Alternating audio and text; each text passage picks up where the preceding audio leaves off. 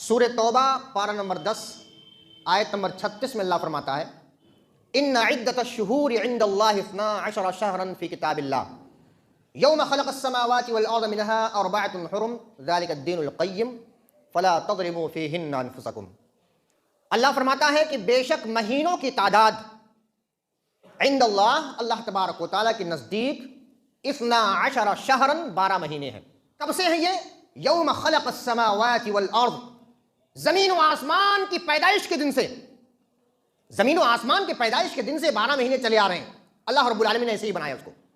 اب اگر کوئی اپنے اعتبار سے کوئی تاریخ متعین کرتا 13 مہینہ 14 مہینہ تو وہ سکسیسفل نہیں ہو سکتا، اسی لیے جتنی بھی تاریخیں وہ 12 مہینے کی اعتبار سے بنائی گئے، جتنے بھی کیلنڈر ہیں، جتنے بھی زبان کے کیلنڈر ہیں وہ 12 مہینے کے اعتبار سے بناتے ہیں۔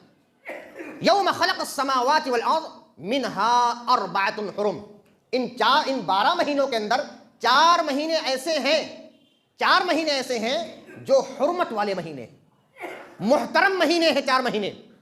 منها 4 حرم ذلك الدین القیم، یہی سیدھا اور سچا راستہ ہے۔ فلا تظلموا فیہن انفسکم، تو اے لوگو ان 4 مہینوں کے اندر اپنی جانوں پر ظلم نہ کرو۔ اللہ نے حکم دیا ہے۔ جانوں پر ظلم کرنے کا مطلب کیا؟ انسان شرک کرتا ہے گویا کہ وہ اپنے آپ پر ظلم کرتا ہے۔ ان الشرک لظلم عظیم، بے شک شرک سب سے بڑا ظلم ہے، سب سے بڑا ظلم ہے۔ اسی طرح سے ظلم کرنا، ڈکیتی کرنا، چوری کرنا، کسی کا مال ناحق طریقے سے غصب کر لینا، یہ تمام چیزیں ظلم کے اندر آتی ہیں۔ انسان اپنے اوپر ظلم کرتا ہے، شرک کر کے، بدعت کر کے، اللہ اس کے رسول کی مخالفت کر کے۔ اللہ رب العالمین نے کیا فرمایا؟ فلا تظلموا فیہن انفسکم۔ سارے مہینوں کے اندر تو ہے یہ چیز، لیکن خاص طور سے الرٹ رہنا ان 4 مہینوں کے اندر اپنے نفسوں پر کچھ ظلم نہیں کرنا۔ لیکن افسوس کے ساتھ کہنا پڑتا ہے، افسوس کے ساتھ یہ بتانا پڑتا ہے کہ ان 4 مہینوں کے اندر 2 مہینے تو گزر جاتے ہیں کسی طرح، لیکن 2 مہینہ ایسے ہیں جس کے اندر بے شمار مسلمانوں کے اندر بدعات رائج ہیں۔ ان میں سے ایک محرم ہے۔ محرم کی بدعات دیکھیں کتنی زیادہ ہے، محرم کی بدعات کتنی زیادہ ہے، اور ان بدعات کو متفقہ طور پر اگر کوئی تنظیم یا کوئی لوگ اس کو ہٹانا چاہتے ہیں، اس کو ختم کرنا چاہتے ہیں، تو کچھ لوگ ایسے پیدا ہو جاتے ہیں جو کہتے ہیں کہ ہم تمہارا ساتھ نہیں دیں گے، ہم تمہارا ساتھ نہیں دیں گے، ہم دستخط نہیں کریں گے، ہم سائن نہیں کریں گے۔ یہ ظلم کرتے ہیں اپنے آپ پر اور دوسروں پر ظلم کرتے ہیں، بلکہ دوسروں کو کہہ کر، دوسروں کو خاموش اجازت دے کر وہ اپنے آپ کا، اس کا بھی گناہ اپنے اوپر لاد رہے ہیں۔ اس کو جو گناہ ملے گا تو ملے گا ہی۔ اور اس کے بعد دوسرا مہینہ آتا ہے رجب کا، یعنی پہلا مہینہ محرم کا، اور اس کے بعد دوسرا مہینہ یہ، اور تیسرا مہینہ ایک اور ہے، چوتھا مہینہ ایک اور ہے، جس کے بارے میں صحیح بخاری کی حدیث کہتی ہے، اللہ کے رسول صلی اللہ علیہ وسلم نے فرمایا 3 مہینے تو لگاتار ہیں، ذوالقعدہ وذوالحجہ والمحرم ورجب مضر الذی بین جمادہ و شعبان۔ 4 مہینے، پہلا ذوالقعدہ، دوسرا ذوالحجہ، اور تیسرا سال کا پہلا مہینہ محرم، اور اس کے بعد چوتھا رجب جو جمادی الاولیٰ اور شعبان کے بیچ کے اندر ہے۔ یہ رجب جو مہینہ چل رہا ہے یہ محترم مہینہ ہے، لیکن افسوس کے ساتھ کہنا پڑتا ہے جس طرح پہلے مہینے میں بدعات رائج کی تھی محرم کے اندر، اسی طرح اس مہینے کے اندر بدعات رائج ہیں اور رائج ہوتی ہیں، اور دھیرے دھیرے جیسا کہ مجھے معلوم پڑا اس کی شرح زیادہ ہو رہی ہے، اس کی شرح بڑھ رہی ہے۔ بہت ساری عورتوں کے اندر رجب کا خاص روزہ رکھنے کا رواج چلا آ رہا ہے۔ اپنے معاشرے کی بات کہتا ہوں میں، بہت ساری ایسی عورتیں ہیں جو رجب کا خاص طور سے روزہ رکھتی ہیں، جبکہ اس سے پہلے کے خطبے میں بتایا گیا کہ نبی کریم صلی اللہ علیہ وسلم کے صحابہ حضرت عبداللہ بن عباس رضی اللہ عنہ اور اسی طرح سے حضرت عمر بن خطاب رضی اللہ عنہ رجب کا خاص روزہ رکھنے سے منع کرتے تھے، بلکہ حضرت عمر رضی اللہ کے بارے میں آیا، وہ آدمی کو پکڑ کر لاتے تھے، اس کے سامنے کھانا پیش کرتے تھے، اس کے ہاتھ پر کوڑا مارتے تھے اور کہتے تھے یہ ایسا مہینہ ہے، یہ ایسا مہینہ ہے جس کی جاہلیت کو لوگ تعظیم کرتے تھے، مسلمان تم ہو، تم اس کی تعظیم نہ کرو، تم اس کی تعظیم نہ کرو، بلکہ تم خاص طور سے رجب کے پورے مہینے میں روزہ نہ رکھو۔ خاص طور سے رجب ہے اس لیے روزہ رکھنا۔ 27 رجب کو بہت سارے لوگ، بے شمار لوگ روزہ رکھتے ہیں، لہذا ہم سب کو چاہیے اس کو کہیں نہ کہیں سے خاتمہ کرنے کی کوشش کریں۔ رجب کے مہینے میں جو بدعات ہیں وہ 3 چیزیں میں آپ کے سامنے ذکر کروں گا، اور انشاءاللہ تبارک و تعالیٰ انہی 3 چیزوں کے اندر پورا خطبہ ہوگا۔ یہ 3 چیزیں میں پہلے بتا دوں اور بیچ میں انشاءاللہ بتاتا رہوں گا، چونکہ جو میں بتانے والا ہوں وہ ساری کے ساری ضعیف اور موضوع اور من گھڑت حدیثیں ہیں جو ہمارے معاشرے کے اندر رائج ہیں، اور اسی من گھڑت چیزوں کے بیس پر، انہی کو بیس بنا کر، انہی کو بنیاد بنا کر نبی کریم صلی اللہ علیہ وسلم کے دین میں، اس شریعت میں، اللہ تعالیٰ کے بھیجے ہوئے اس دین کے اندر ڈاکہ زنی کی جا رہی ہے، اس کو دین اور شریعت سمجھ کر کیا جا رہا ہے۔ ہم کہتے ہیں جو دین نہیں اس کو دین کیوں بنا رہے ہو؟ جو دین نہیں ہے اس کو دین بنانا، اسی کو تو بدعت کہتے ہیں۔ تم بدعت کا معنی کیا پھر؟ بدعت کسے کہتے ہیں؟ بدعت مائن نئی چیز ہوتی ہے. لم یکن فی زمن رسول اللہ صلی اللہ علیہ وسلم, ایسا کوئی معاملہ جو نبی مکرم صلی اللہ علیہ وسلم کے زمانے میں نہیں تھا اور آج تم اس کو کر رہے ہو. تقریباً لوگوں کی 63% ایسے نوجوانوں اور بڑوں اور عورتوں مردوں کے اعتبار سے شرح ناپی گئی, تقریباً 63% لوگ ایسے ہیں جو سوشل میڈیا یوز کرتے ہیں, استعمال کرتے ہیں. حدیث کوئی آئی اس کو فارورڈ کر دیا, حدیث کیسی بھی آئی نبی کریم صلی اللہ علیہ وسلم کا نام لے لیا گیا, اس کو دوسروں کی طرف فارورڈ کر دیا گیا, اس کو دوسروں کو بھیج دیا گیا. رجب کا مہینہ شروع ہوتے ہی ایک حدیث بہت زیادہ آتی ہے, ایک حدیث بہت زیادہ آتی ہے. وہ حدیث میں آپ کے سامنے ذکر کرنا چاہتا ہوں. وہ حدیث اس طرح کہتے ہیں کہ عن انس بن مالک رضی اللہ عنہ قال کان رسول اللہ صلی اللہ علیہ وسلم اذا دخل رجب قال, جب رسول اللہ صلی اللہ علیہ وسلم جب رجب داخل ہوتا تو کہتے, کیا کہتے؟ اللہم بارک لنا فی رجب و شعبان وبارک لنا فی رمضان. یہ دعا نبی کریم صلی اللہ علیہ وسلم کرتے تھے. لیکن یہ حدیث پہلے یاد رکھیے, حدیث میں آپ کے سامنے بھی ذکر کروں. ترجمہ کیا ہے؟ اے اللہ رب العالمین ہمیں رجب کے مہینے میں اور شعبان کے مہینے میں برکت عطا فرما, اور اے اللہ رب العالمین ہمیں شہر رمضان یعنی رمضان کے مہینے میں برکت عطا فرما. ہمیں یہ حدیث بھیجی جاتی ہے, بہت سارے لوگ بھیجتے ہیں اور ہم اور آپ کیا کرتے ہیں, اس کو ادھر سے ادھر بھیجتے رہتے ہیں. یہ حدیث ضعیف تر ہے. یہ حدیث شعیب ارناؤت رحمۃ اللہ فرماتے ہیں, جو حنفی عالم ہیں, کہتے ہیں یہ حدیث ضعیف ہے, قابل قبول نہیں ہے. امام جلال الدین سیوطی رحمۃ اللہ علیہ فرماتے ہیں, جو متساہل ہیں حدیث کے صحت اور ضعف کے معاملے میں متساہل ہیں, جو حدیث صحیح کہتے ہیں بس اوقات وہ ضعیف ہوتی ہے, وہ ضعیف ہوتی ہے, لیکن وہ بھی فرماتے ہیں کہ حدیث ضعیف ہے. تیسرے امام علامہ البانی رحمۃ اللہ فرماتے ہیں کہ حدیث ضعیف ہے, اور یہ ضعیف اور موضوع اور من گھڑت حدیثوں کو ایسے ہمارے معاشرے کے اندر چلن ہو چکی ہے. نبی کریم صلی اللہ علیہ وسلم کا نام سنتے ہی ہم نعرہ تکبیر بلند کرنا شروع کر دیتے ہیں. نہیں, پہلے مت کرو, پہلے عمل کرنا شروع مت کرو, بلکہ وہ دیکھو, اس چیز کو جانچو, پڑتالو اور تحقیق کرو, حق تک پہنچو, معرفت حاصل کرو, دریافت کرو کہ یہ چیز نبی کریم صلی اللہ علیہ وسلم پر بولی جا رہی ہے, کیا نبی کریم صلی اللہ علیہ وسلم نے یہ بات فرمائی ہے؟ نہیں. ورنہ یاد رکھیے وہ حدیث آپ کو معلوم ہے, صحیح مسلم کی روایت ہے اور صحیح بخاری کے اندر بھی, کہ جس نے جان بوجھ کر نبی کریم صلی اللہ علیہ وسلم پر کوئی بات گڑھ دی, اس کا ٹھکانہ فَلْيَتَبَوَّأْ مَقْعَدَهُ مِنَ النَّارِ, اس کا ٹھکانہ جہنم ہے, اس کا ٹھکانہ جہنم ہے. لہذا اپنے موبائل کے اسکرین پر اپنی انگلیوں سے ٹچ جو آپ کرتے ہیں, انگلیوں سے جو فارورڈ کرتے ہیں, یہ عمل آپ کا جہنمی بن سکتا ہے اگر ہم نے ضعیف اور موضوع حدیث کو جان بوجھ کر ادھر ادھر بانٹنا شروع کر دیا, لوگوں کو بتانا شروع کر دیا. لہذا معلوم یہ ہوا یہ حدیث جو بیان کی گئی یہ ضعیف اور موضوع ہے, جو شعبان کے تعلق سے بتائی جاتی ہے. اسی طرح سے شعبان کے اندر خاص طور سے بعض لوگ نمازیں پڑھتے ہیں. اب ایک آدمی کہہ سکتا ہے بھائی نماز ہی تو پڑھ رہے ہیں, نماز ہی تو پڑھ رہے ہیں, اس میں کیا حرج ہے؟ لیکن یاد رکھیے نبی کریم صلی اللہ علیہ وسلم کی سنت سے اگر کوئی چیز ثابت نہیں ہے, صحابہ اور نبی کریم صلی اللہ علیہ وسلم کے عہد میں وہ چیز نہیں تھی, تو وہ دین کا حصہ نہیں بن سکتی, وہ چیز دین کا حصہ نہیں بن سکتی. نبی صلی اللہ علیہ وسلم کی حدیث آتی ہے اس طرح سے, حضرت عائشہ رضی اللہ عنہا فرماتی ہیں کہ اگر کسی نے کوئی ایسا عمل کیا جو عمل اس دین کے اندر نہیں, شریعت کے اندر نہیں, وہ مردود ہے, وہ قابل قبول نہیں, وہ رد کر دیا جائے گا, وہ رد کر دیا جائے گا. صلاۃ الرغائب کے نام سے ایک نماز پڑھی جاتی ہے, غور کیجیے گا.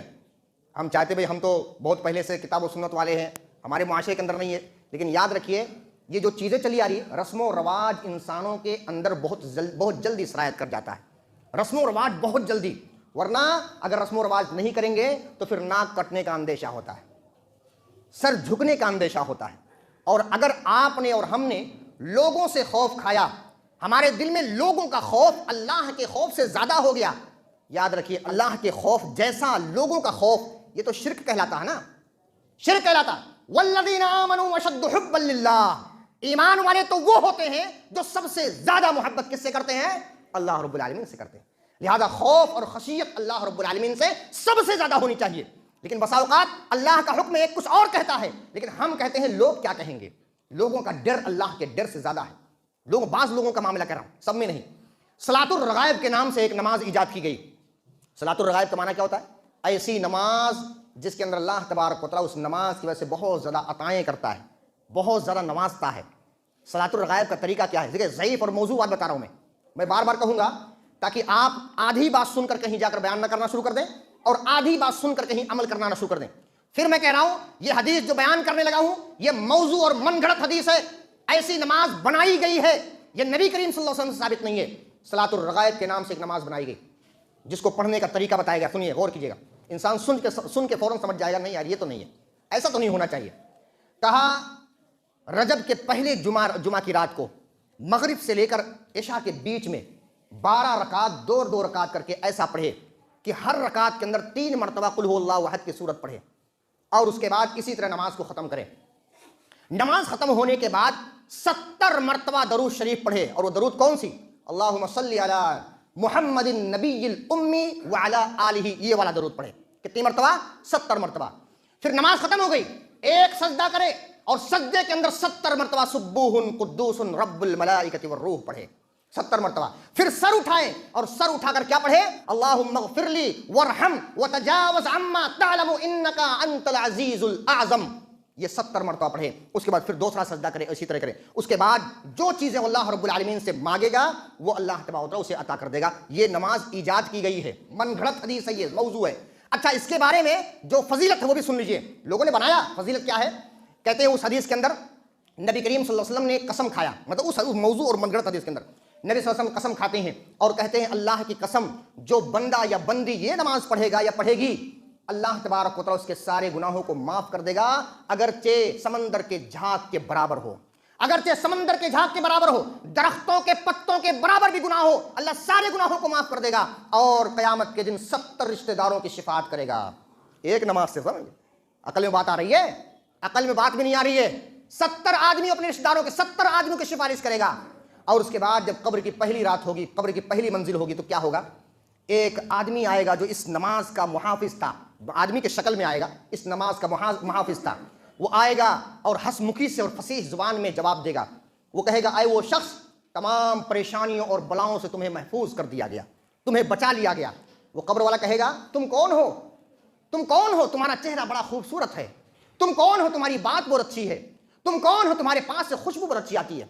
वो शख्स जवाब देगा, मैं उस नमाज का सवाब हूं जो फला महीने में फला रात में तूने पढ़ी है।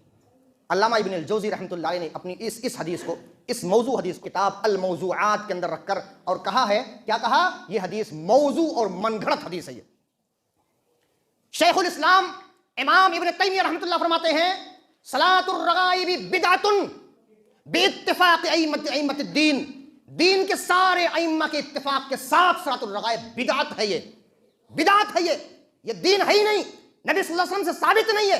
लिहाजा हमें चाहिए इन तमाम चीज़ों से परहेज करते हुए चलें। और आखिरी चीज़ जो थोड़ा सा लंबी है, 22 रजब को जो कुंडे भरा जाता है, और कुंडे का रस्म क्या आता है? ये कुंडा क्या है? बहुत सारे लोग नहीं जानते कुंडा क्या है।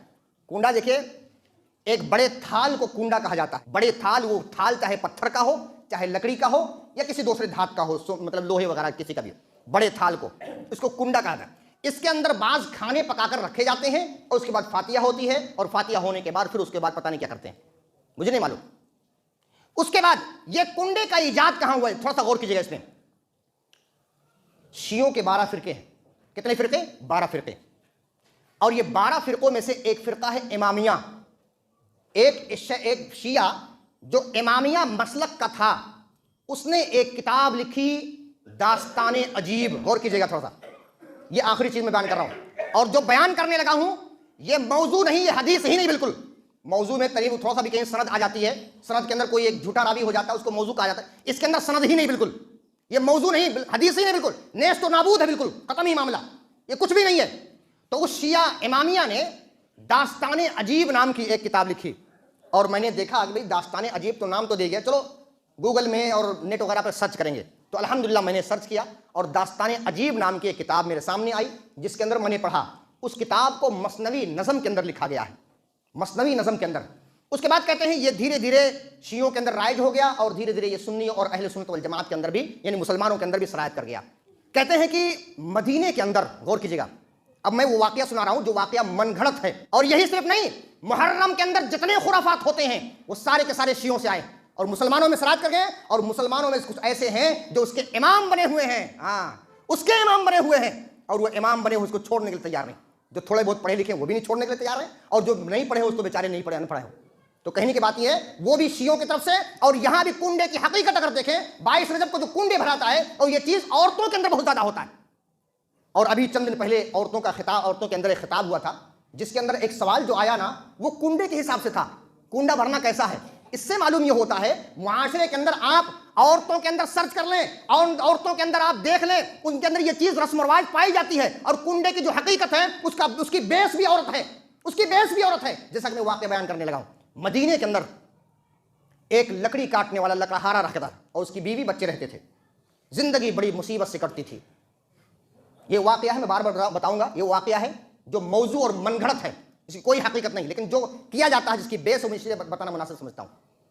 بڑی زندگی مشکل تھی، بڑی بیوی بچے پریشان ہے۔ ایک دن تھک ہار کر وہ لکڑہارا لکڑی کاٹنے والا کہیں دور چلا گیا، 12 سال غائب تھا، وہی لکڑیاں کاٹتا بیچتا، لیکن پھر بھی کوئی کام نہیں بنا۔ بڑی غربت تھی، بڑا افلاس تھا، بڑی غریبی تھی، فقیری تھی۔ لکڑی کاٹنے والی کی بیوی نے کیا کیا، مدینے کے اندر جو وزیر تھا اس کے محل کے اندر خادمہ ہو گئی، خدمت کرنے والی نوکرانی ہو گئی، تھوڑا بہت پیسہ ملتا تھا، اس سے خرچ برچ چلتا تھا۔ ایک مرتبہ کی بات ہے، امام جعفر صادق رحمۃ اللہ علیہ کا گزر وہاں سے ہوا، اور جب محل کے پاس آئے تو اپنے مریدوں سے کہا اے مریدوں بتاؤ آج کون سا دن ہے؟ لوگوں نے بتایا آج 22 رجب ہے۔ کہا 22 رجب کو اگر کوئی نیا کنڈا خرید کر لائے، اس میں پوریاں رکھے، میرے نام کا فاتحہ دے، میرے وسیلے سے دعا کرے، تو اس کی محتاجگی اور فقیری اور مشکلات ختم ہو جائیں گی۔ اگر نہیں ختم ہوگی تو کل قیامت کے دن میرا دامن پکڑ لینا۔ یہ بات اندر سے عورت سن رہی تھی، من گھڑت چیز ہے، یہ من گھڑت بیان کر رہا ہوں میں، من گھڑت چیز ہے جس پر بیس بنایا گیا، بنیاد بنائی گئی ہے۔ عورت نے سن لیا، اس کے بعد کنڈے بھرنے لگی۔ اسی طرح دھیرے دھیرے معاملات سدھر گئے۔ ایک دن لکڑی کاٹنے والا شخص لکڑی کاٹ رہا تھا، اوپر چڑھا ہوا تھا کہ اوپر سے کلہاڑی گر گئی نیچے، اور کلہاڑی جب گری نیچے تو زمین پر جب گری تو عجیب آواز آئی۔ اس نے کھود کر دیکھا تو بڑا خزانہ پا گیا۔ اگر آپ کو بھی خواہش ہے تو آپ کر لیجئے، تھوڑا دیکھ لیجئے۔ ایسے تو سارے مسلمان دنیا کے سب سے بڑے امیر ہوتے نا، سب سے امیر دنیا کے سارے مسلمان ہوتے، لیکن آج افسوس کے ساتھ کہنا پڑتا ہے مسلمان ہی سب سے زیادہ غریب ہیں، الا ماشاء اللہ اگر چند لوگوں کو چھوڑ کر۔ اس میں دیکھا خزانہ ہے، اس کے اندر ہیرے جواہرات موتی ہیں اندر، اس کو سارا سمیٹا اور لے کر آیا۔ کیسے اٹھا کے لایا مجھے معلوم نہیں۔ اس کے بعد وزیر کے گھر کے سامنے ایک عالی شان مکان بنایا۔ سب سے پہلے اس نے مکان ہی بنانا شروع کر دیا، کھایا پیا کچھ نہیں، مکان بنایا۔ وزیر کی بیوی نے ایک دن دیکھا کہ میرے گھر کے سامنے، میرے محل کے سامنے ایک بڑا عالی شان مکان بنا ہے۔ کہا کس کا ہے؟ کہا معلوم پڑا کہ وہ خادمہ کا جو میرے گھر میں کام کرتی تھی۔ خادمہ کو بلایا، غور کیجئے، خادمہ کو بلایا اور کہا کیا معاملہ ہے؟ ابھی تو تم نوکرانی تھے ہمارے گھر میں، کیسے ہوا ہے سب؟ تو وہ کنڈے کی پوری حقیقت امام جعفر صادق رحمۃ اللہ علیہ کے تعلق سے پورا بیان کیا۔ تو اس نے کیا کہا کہ نہیں، میں نہیں مانتی اس کو، ضرور تمہارا شوہر کہیں سے چوری کر کے لایا ہے۔ کہتے ہیں ادھر اس نے کنڈے کا انکار کیا اور اس کے شوہر وزیر کی وزارت چلی گئی۔ کتنے جھٹکے میں ساری چیزیں چل رہی معلوم ہے؟ چلی گئی وزیر وزارت۔ کیسا ہوا تھا؟ ایک حاسد وزیر نے حسد کر کے اس کو ورغلایا تھا بادشاہ کو، اور اس نے اس کو نکال دیا، مال و متاع ساری چیزیں ضبط کر لی۔ وزیر اور وزیر کی بیوی دونوں گھر سے باہر نکلنے لگے، کہیں اور جانے لگے، شہر بدر کر دیا اس کو۔ وزیر کی بیوی کے پاس 2 درہم تھے، 1 درہم کا اس نے خربوزہ خریدا اور رومال میں باندھ لیا تاکہ بھوک لگنے پہ کہیں کھایا جا سکے۔ ادھر کیا ہوتا ہے، یہ لوگ تو چلے گئے، ادھر بادشاہ کا بیٹا شکار پر نکلا، شکار کر کے آنے میں تھوڑا لیٹ ہو گیا، تو اس حاسد وزیر نے بادشاہ کو ورغلایا اور کہا اسی وزیر نے تمہارے بیٹے کو مار دیا، قتل کر دیا، اس کو بلاؤ۔ بلا کر دیکھا، آیا، بلایا، رومال کھول کر دیکھا جو خربوزہ تھا تو اس میں سے شہزادے کا سر نکلا، اس میں سے، سمجھ رہے نا، شہزادے کا سر نکلا۔ بادشاہ نے دیکھا میرے بیٹے کو قتل کیا، اس کو پھانسی پر لٹکا دو، اور پھانسی سے پہلے اس کو جیل میں بھیجا۔ جیل میں جانے کے بعد وزیر کہتا ہے اپنی بیوی سے، کہتا ہم نے تو کچھ کیا نہیں، کبھی کسی کے ساتھ برا نہیں کیا، آخر ہمارے ساتھ یہ برا کیوں ہو رہا ہے؟ بیوی نے کہا اے شوہر نامدار، غلطی تمہاری نہیں، غلطی میری ہے، میں نے امام جعفر صادق کے کنڈے کا انکار کیا تھا۔ آخر کار شکار سے اس کا لڑکا شہزادہ آ گیا واپس۔ شہزادے کو بادشاہ نے دیکھا تو دنگ رہ گیا، کہا شہزادہ تو یہاں ہے۔ پھر وہ وزیر جو قید تھا اس کو بلایا، کہا پوری داستان بتاؤ شروع سے لے کر آخر تک۔ اس کی بیوی نے یا اس نے بتانا شروع کیا کہ ایسا ایسا معاملہ۔ جب بتانا شروع کیا اس کے بعد اس کو وزارت مل گئی، وزارت ملنے کے بعد یہ عہد کیا گیا، وزیر نے عہد کیا، بادشاہ نے عہد کیا، پوری رعایا نے عہد کیا کہ آج کے بعد سے ہم سب لوگ کنڈے بھریں گے، اور اس کے بعد کنڈوں کا سلسلہ شروع ہو گیا۔ یہ من گھڑت حدیث ہے، حدیث ہی نہیں، یہ من گھڑت قصہ واقعہ، وہ دادی اماں جو سناتی نہیں ہے بچوں کو، یہ دادی اماں کی کہانیاں نبی کریم صلی اللہ علیہ وسلم کے اسٹیج پر، نبی کریم صلی اللہ علیہ وسلم کے ممبر پر سنایا جاتا ہے۔ یاد رکھیں وہ دور انشاءاللہ جانے والا ہے، جس ممبر رسول سے تم قصے کہانیاں سنا کر لوگوں کو ورغلاتے ہو، نبی کریم صلی اللہ علیہ وسلم کے دین سے پھیرنا چاہتے ہو، یہ دعوے کے ساتھ انشاءاللہ اللہ کو گواہ بنا کر میں کہہ سکتا ہوں انشاءاللہ وہ وقت ضرور آنے والا ہے، تمہارے قصے کہانیوں کا دور ختم ہونے والا ہے اور تمہارے اس منبر رسول سے اللہ کا کلام جناب محمد رسول اللہ صلی اللہ علیہ وسلم کا فرمان سنایا جائے گا۔ کہاں گئی حدیثیں، کہاں گیا نبی صلی اللہ علیہ وسلم کا فرمان، کہاں گیا قرآن، اور کہاں گیا نبی کریم صلی اللہ علیہ وسلم پر نازل کیا ہوا معجزہ جو قرآن کی شکل میں آیا تھا۔ اب یہ واقعہ تو ہو گیا، آئیے دیکھتے ہیں اس واقعے کے تحت بات کیا نکلتی ہے، اس واقعے کے تردید، یہ جو غلط واقعہ ہے، من گھڑت بات ہے، اس کی تردید میں کچھ چیزیں دیکھتے ہیں۔ پہلی چیز، یہ واقعہ جو بیان کیا گیا اس کی کوئی سند نہیں ہے اور بغیر سند کی کوئی بات مانی نہیں جاتی۔ امام عبداللہ بن مبارک رحمۃ اللہ فرماتے ہیں الاسناد من الدین ولولا الاسناد لقال من شاء ما شاء۔ یہ اسناد، یہ سند ہے جو حدیث سے پہلے سندیں بیان کی جاتی ہے نا، آپ یاد رکھیں، حدیث ہے متن، اس سے پہلے سند بیان کی جاتی ہے، حدثنا حدثنا حدثنا کہہ کے بیان کیا جاتا ہے، یہ حدثنی حدثنی سمعت سمعنا، یہ اسی طرح سے انبانا انبانی کر کے بیان کیا جاتا ہے، وہ سند ہے، سلسلہ رجال ہے۔ کہا کہ الاسناد من الدین، یہ اسناد، یہ سند دین سے ہے۔ ولولا الاسناد، اگر سند نہ ہوتی، لقال من شاء ما شاء، جو شخص کھڑا ہو کر جو چاہتا کہتا دین کے اندر۔ اور یہی معاملہ شیعوں کا ہے، شیعوں کا ایمان، سند کے اندر ان کے اندر سند نہیں پائی جاتی، سند نہیں پائی جاتی۔ ان کی سب سے معتبر کتاب جو پائی جاتی ہے نہج البلاغہ، شیعوں کے اندر سب سے معتبر کتاب نہج البلاغہ، نہج البلاغہ کے اندر بھی بغیر سند کے موجود ہے ساری چیزیں، سند ہے ہی نہیں، اور بغیر سند کے بے سر و پا حدیثیں اور بات گڑھ کر جو ہے اسلام کے اندر انہوں نے پیش کر دیا، کئی ہزار حدیثیں انہوں نے گڑھا اس کے اندر پیش کر دیا۔ لہذا پہلی چیز معلوم ہے، یہ واقعہ جو بیان کیا گیا اس کے اندر کوئی سند نہیں ہے اور سند دین ہے، اگر سند نہ ہوتی تو انسان جو چاہتا جیسا چاہتا کرتا۔ دوسری بات کیا ہے؟ دوسری بات یہ ہے جو سب سے اہم ہے، یاد رکھیے، مدینے کے اندر کبھی کوئی بادشاہ، کبھی کوئی وزیر نہیں گزرا۔ اب تاریخ کے اوراق الٹ دیں، مدینے کے اندر کبھی بادشاہت نہیں تھی، یہ بادشاہ کہاں سے آ گیا؟ مدینے کے اندر کوئی وزیر نہیں تھا جو بادشاہ کا وزیر ہو اور جس کا بڑا محل ہو، جس کا بڑا محل۔ مدینے کے اندر ایسی بادشاہت، ایسی وزارت تھی ہی نہیں، کبھی نہیں تھی۔ یہ دو چیزیں ہو گئی۔ تیسری چیز، اصل معاملہ جانتے ہیں کیا ہے؟ اصل معاملہ یہ ہے، شیعوں کی سب سے زیادہ جلن حضرت امیر معاویہ رضی اللہ عنہ سے ہے، اور امیر معاویہ رضی اللہ عنہ کی وفات 22 رجب کو ہے۔ ان کی وفات، ان کا انتقال 22 رجب کو ہے۔ اس کی خوشی میں ساری چیزیں کی جا رہے ہیں، اور یہ مسلمان، جاہل قسم کا مسلمان، جانتا وانتا کچھ بھی نہیں، اور شیعوں سے چلی آ رہی چیزوں کو اپنا لیتا ہے، شیعوں سے چلی آ رہی چیزوں کو کچھ جاننے کی خواہش بھی نہیں ہے۔ جو لوگ جانتے ہیں تھوڑا بہت، ان کو ان سے معلوم کرنے کی ضرورت بھی محسوس نہیں ان کو ہوتی ہے۔ چوتھی چیز اور آخری چیز بیان کر کے اپنی بات ختم کرتا ہوں، کسی کے غیر شرعی وسیلے سے، کسی کے نام کے فاتحہ دینے سے اللہ تبارک و تعالیٰ مصیبتیں دور نہیں کرتا۔ تو کیسے دور کرتا ہے؟ آپ یاد رکھیں، سورہ نمل پڑھ لیجئے، پارہ نمبر 20، آیت نمبر غالباً 62 ہے۔ امن یجیب المضطر اذا دعاہ ویکشف السوء، کون وہ ذات ہے، وہ ذات کون ہے جو بے کس کی پکار، مضطر کی پکار، مجبور کی پکار جب وہ پکارتا ہے تو اس کو قبول کرتی ہے، اس کو سنتی ہے اور زمین کا خلیفہ بناتی ہے اور مشکلات کو دور کرتی ہے۔ کون وہ ذات؟ اللہ خود فرماتا ہے اِلٰہٌ مع اللہ، کیا اللہ کے ذات کے علاوہ کوئی اور ہے؟ کوئی اور ہے تو کسی کے نام کا فاتحہ دو، کسی کے وسیلے غیر شرعی وسیلوں سے مانگتے رہو، کچھ نہیں ہوتا جب تک رب العالمین نہ چاہے۔